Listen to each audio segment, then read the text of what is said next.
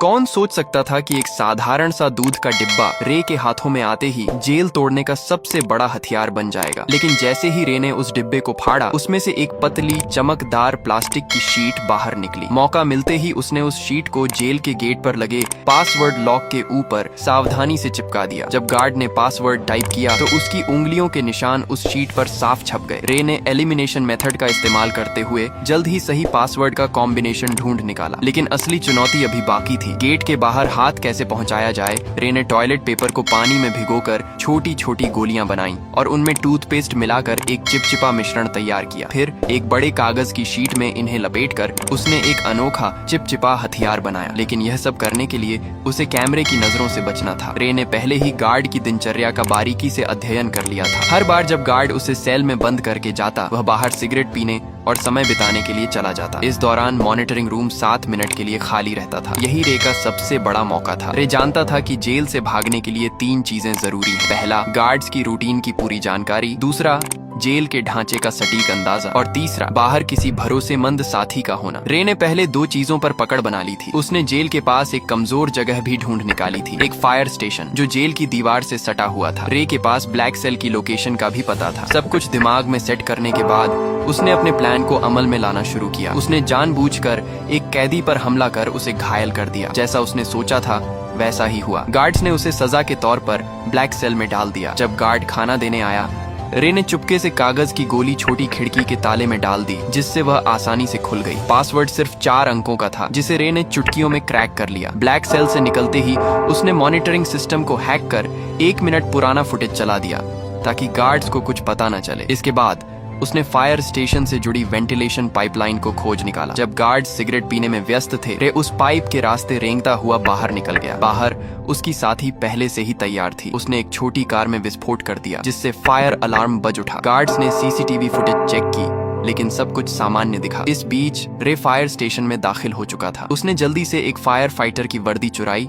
और fire truck के नीचे छुप गया। अफरा तफरी का फायदा उठाकर वह ट्रक के साथ घटनास्थल तक पहुंचा और वहां से अपनी साथी की गाड़ी में बैठकर साफ बच निकला। यह रे की 14वीं जेल ब्रेक थी, जहां यह खुलासा होता है कि वह कोई नॉर्मल अपराधी नहीं था। उसका असली काम जेलों की सिक्योरिटी सिस्टम को टेस्ट करना था। असल में वह एक सिक्योरिटी कंपनी का ऑनर था, जिसकी वजह से वह नकली कैदी बनकर जेलों में घुसता और अपनी काबिलियत से बाहर निकलकर यह प्रूफ करता था कि जेल की सिक्योरिटी सिस्टम में सुधार की जरूरत है या नहीं। वह इतनी जेलों से भाग चुका था कि लोग कहने लगे कि यह बंदा किसी भी जेल को एस्केप कर सकता है। एक दिन सीआईए के लोग उसके पास आए और कहा कि उसे एक बहुत कड़ी और खुफिया जेल में जाना होगा, जिसका नाम या लोकेशन किसी को बताने का आर्डर नहीं था। ये मिशन बहुत खतरनाक था। बावजूद इसके रे मान गया, क्योंकि उसे लाखों डॉलर का यह ऑफर वर्थ हिट लगा। कौन जानता था कि पैसा सच में इंसान से कुछ भी करवा सकता है। उन्होंने रे को एक नई पहचान और एक सीक्रेट एग्जिट कोड दिया, जिसका इस्तेमाल वह अगर कुछ गलत हो तो भागने के लिए कर सकता था। जाने से पहले उन्होंने उसके शरीर में एक ट्रैकिंग डिवाइस भी लगाया। जल्दी ही वह दिन आ गया जब उसे जानबूझकर अरेस्ट होना था, लेकिन अचानक कुछ लोगों ने उसे अगवा कर लिया और इलेक्ट्रिक शॉक दे दिया। इससे पहले कि उसे कुछ समझ आता, उन्होंने उसके हाथ से ट्रैकिंग डिवाइस को निकाल दिया और उसे बेहोश कर दिया। जब उसकी आंखें खुली तो उसने खुद को एक अजीब सी जेल में पाया, जिसमें हर रूम कांच का बना हुआ था और वहाँ हर जगह कैमरे थे। उसके आसपास सभी कैदियों को भी ऐसे ही 24 घंटे सुपरविजन में रखा गया था। ये जेल पूरी तरह से हवा में लटकी हुई थी, जिससे कोई भी कैदी जमीन खोदकर भागने का सोच भी न सके। यह देखकर रे को तुरंत समझ आ गया कि वह एक बुरी सिचुएशन में फंस चुका है। वहां से जितना जल्दी हो सके निकलने के लिए उसने सीक्रेट कोड बोला, लेकिन जेल का जेलर एक टेढ़े दिमाग का आदमी निकला। उसने बिना कुछ सुने रे को फिर से बंद कर दिया। अब यहाँ ये राज सामने आता है कि जेलर किसी ऐसे आदमी से मिला हुआ था जो रे का दुश्मन था। कुछ देर बाद उसने देखा कि यहाँ के गार्ड्स पूरी तरह से हथियारों से लैस हैं और चेहरे पर काले मास्क लगाकर घूमते हैं, और गार्ड्स की संख्या भी कैदियों से कई ज्यादा थी, जिसकी वजह से उनका जब मन करता वे किसी को भी मारने या पीटने लग जाते। वहीं कैदियों को टॉर्चर करने के लिए एक भयानक कमरा बनाया गया था, जहां अंदर जाते ही तेज रोशनी से आंखें चकाचौंध हो जाती थीं। इसके अलावा वहां का तापमान भी बहुत ज्यादा था। लेकिन इसके बावजूद दर्द को सहते हुए रे जैसे तैसे पूरे कमरे की जांच पड़ताल करने लगा। तभी मुआयना करते हुए उसकी नजर फर्श पर स्टील प्लेट से जुड़ी कील पर पड़ी। उसी मोमेंट उसके दिमाग में एक आइडिया आया। बाहर निकलने के बाद उसने प्लान बनाना शुरू कर दिया। अब जेल से बाहर निकलने के लिए उसे किसी की सख्त जरूरत थी। जैसे ही उसने अपनी पहचान बनानी शुरू की, तभी टाइसन नाम का एक आदमी उससे दोस्ती करने आ गया। उसकी आंखों में अलग ही चमक थी। उसने सीधे पूछा, क्या चाहिए तुझे? रे ने भी कुछ नहीं छुपाया और सीधा कहा, मुझे एक चमकदार आयरन शीट चाहिए जो रोशनी को रिफ्लेक्ट करे, और अगर तुम मुझे यह लाकर देते हो तो हमारी दोस्ती पक्की समझो। इस पर टाइसन भी राजी हो गया। इसके बाद वह सीधा जेलर के पास पहुंच गया और उसे उल्टा सीधा कहने लगा, जिससे टेढ़े दिमाग का जेलर गुस्से में आकर उसे वाटर टॉर्चर देने लगा। हालांकि इसी बीच टाइसन ने चालाकी से उस कमरे का ड्रेन कवर निकाल लिया। काफी मार खाने के बाद उसने वह कवर रे के हवाले कर दिया। रे को लगा, वाह, यह आदमी तो काफी शातिर खिलाड़ी निकला। टाइसन से इम्प्रेस होकर उसने अपनी असली पहचान बता दी कि मैं एक जेल ब्रेकर हूँ। इसी के साथ उसने अपना एनालिसिस भी बताया कि इस जेल का स्ट्रक्चर वर्टिकल है, जिसका मतलब यह जेल अंडरग्राउंड में बनाई गई है। दरअसल जब रे टॉर्चर रूम में था तो उसने जमीन के नीचे से पानी की आवाजें सुनी थी, जिसका मतलब वहां एक पानी की पाइपलाइन हो सकती है जिससे उन्हें भागने का रास्ता मिल सकता है। इस सब के बाद टाइसन ने जानबूझकर जेल के गुंडे मार्को ब्रदर्स से पंगा ले लिया। उधर रे ने एक रोटी को हथेली में छिपा लिया। फिर जैसे ही मार्को के आदमियों ने जेल में मारपीट मचाई, प्लान के अकॉर्डिंग दोनों को टॉर्चर रूम में डाल दिया गया। वहां पहुंचते ही रे ने फौरन ड्रेन कवर निकाला और उसकी रिफ्लेक्शन से कीलों पर फोकस डाला। देखते ही देखते हाई टेम्परेचर की वजह से वे कीलें पिघल कर बाहर निकलने लगीं और एक एक करके कुछ ही सेकंडों में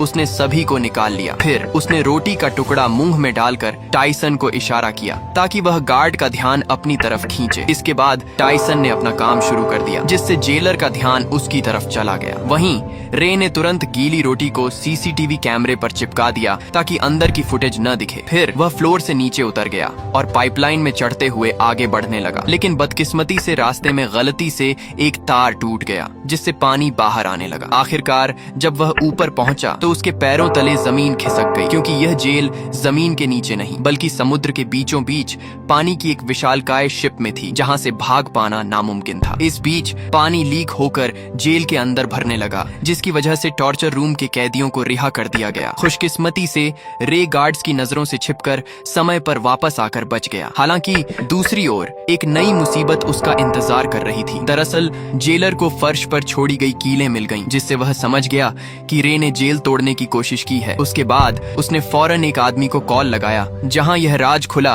कि रे को इस जेल में फंसाने वाला कोई और नहीं बल्कि उसका बिजनेस पार्टनर लेस्टर निकला, जिसने कंपनी के लालच में आकर यह साजिश रची थी। अब अगले दिन किसे पता था कि रे के ऊपर टॉर्चर के बादल मंडराने लगेंगे। जब जब वह सोने की कोशिश करता, गार्ड्स उसे जगा देते और इसका फायदा उठाकर वह उसे खूब मारते पीटते भी थे। ऐसे ही कई दिन बीत गए। रे पूरा दिन बेहोशी और थकान में रहता। आखिरकार उसकी हालत देखकर गार्ड्स उसे रोज मेडिकल रूम ले जाने लगे। कितने जख्म, कितनी दर्दनाक यादें, कितनी टूटी उम्मीदें, फिर भी वह अपनी लड़ाई लड़ता रहा। डॉक्टर भी उसे देखकर दंग हो जाता था। कुछ दिनों के बाद टॉर्चर का सिलसिला खत्म हो गया और उसने फिर से प्लान बनाना शुरू कर दिया। दरअसल खाना खाने के बहाने वह टेबल के नीचे चोरी छिपे एक डायरेक्शन बताने वाली डिवाइस बनाने लगा। इसी दौरान उसने मार्को से मिलकर उसे अपनी टीम में शामिल कर लिया, जिसके बाद तीनों ने मिलकर एक ताबड़तोड़ प्लान बनाया। प्लान के हिसाब से मार्को भाई ने जेलर से झूठ बोला कि मेरे पास खुफिया जानकारी है जो मुझे डेक पर जाकर पहुंचानी है। यह सुनते ही जेलर ने उसे डेक पर जाने की परमिशन दे दी। अब वहां पहुंचते ही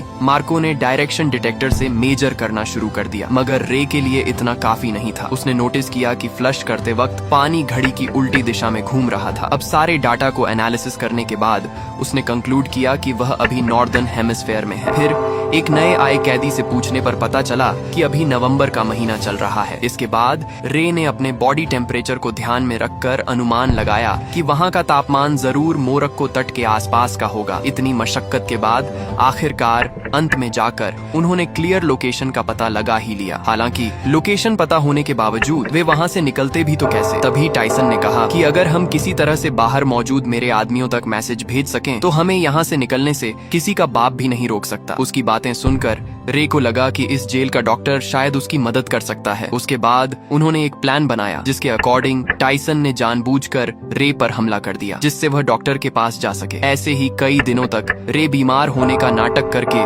रोजाना डॉक्टर के पास जाने लगा। डॉक्टर को भी रे का दर्द बर्दाश्त नहीं हुआ और वह उसकी मदद करने के लिए राजी हो गया। अब यहाँ यह खुलासा होता है कि दरअसल डॉक्टर भी यहाँ उम्र कैद की सजा काट रहा था, इसलिए उसने रे को उसके परिवार से मिलाने का वादा किया, जिसके बाद उसने गुप्त रूप से रे का मैसेज टाइसन के आदमियों को भेज दिया। सारी तैयारी हो चुकी थी। तभी रात को जेलर ने देखा कि रे दीवार पर कुछ टैप कर रहा है। असल में यह मोर्स कोड था, और जब जेलर ने इसे डिकोड किया तो लिखा मिला कि कल सुबह सी ब्लॉक में दंगा होने वाला है। यह देखकर जेलर के पसीने छूटने लगे। उसने तुरंत सी ब्लॉक में 3 गुना सिक्योरिटी बढ़ा दी। अब उसे कौन बताए कि यह तो रे का मास्टर स्ट्रोक था। असली दंगा तो उसके अपने ब्लॉक में होने वाला था, जहां सिर्फ 2 गार्ड्स ही बचे थे। अब जल्दी ही अगली सुबह 2 गैंग्स आपस में भिड़ जाते हैं। इस हंगामे का फायदा उठाकर रे, टाइसन और मार्को वहां से भाग निकलते हैं। तभी भागते भागते रे कैमरे के सामने आकर जेलर को चिढ़ाता है। गुस्से में आकर जेलर सभी गेट्स को बंद करवा देता है। फिर तीनों पाइपलाइन के रास्ते से जेल की छत की तरफ चढ़ते हैं। जब वे डेक के बिल्कुल पास पहुंचते हैं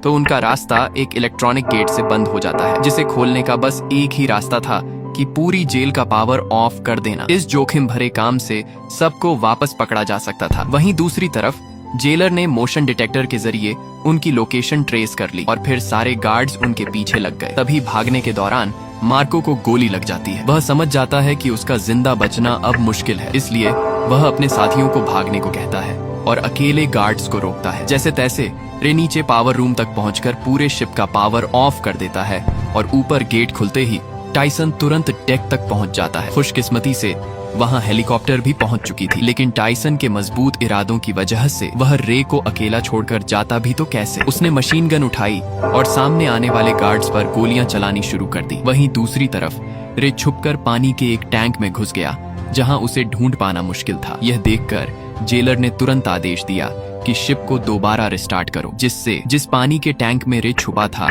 वह अपने आप फ्लश होने लगा, जिससे रे फौरन समुद्र में जा गिरा। रे का दिमाग देखकर जेलर के तो होश ही उड़ गए। वहीं इधर टाइसन ने एक बंदूक उसकी तरफ फेंकी। रे ने तुरंत कैच किया और कुछ गोलियां फायर कर दी, जिससे जेलर के पीछे रखे तेल के ड्रम फट गए। इसी के साथ जेलर की वही मौत हो गई। अब सब कुछ शांत हो गया और वे दोनों अफ्रीकन तट पर पहुंच गए। अचानक सामने से एक गाड़ी आई, जिसमें से एक लड़की उतरी। वह लड़की और कोई नहीं बल्कि जेसिका निकली, जिसने रे को यह मिशन का ऑफर दिया था। तब रे को पूरी बात समझ आई। ये सारा प्लान टाइसन की बेटी का था। दरअसल जेसिका ने अपने पिता को बचाने के लिए उसे जेल में भिजवाया था और रे की चालाकी से उसे बाहर भी निकलवा लिया। आखिरकार रे के चेहरे पर एक प्यारी सी मुस्कान खिल उठी और ऐसे ही संघर्ष और हार न मानने के जज्बे से वे लोग अपने परिवार से वापस मिल सके। यही मुलाकात इस खूबसूरत फिल्म का अंत बन गई। तो दोस्तों, आशा है आपको कड़ी मेहनत और उम्मीद से भरी ये मूवी पसंद आई होगी। अगर पसंद आई है तो प्लीज नीचे आ रही इन वीडियोस को भी जरूर देखें और वीडियो को लाइक करके चैनल को सब्सक्राइब कर लें, जिससे आपको और भी मूवीज देखने मिल सकें।